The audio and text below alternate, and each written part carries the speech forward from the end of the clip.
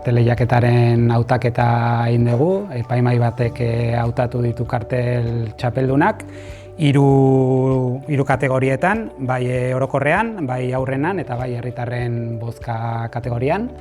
Eta kartel guztiak ikusi dituzte eta beraien bozkak eman ondoren, atera dira garaileak zintzu diren.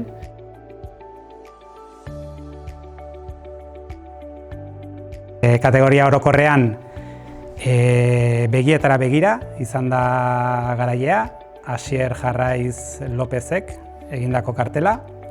Aurren kategorian Madalena Geometrikoak, Ane Rodríguez Gartziak, eta herritarren bozka kategorian Txupinazo izenadun kartelak irabazi du, Igone Alvarez Gonzálezek egina.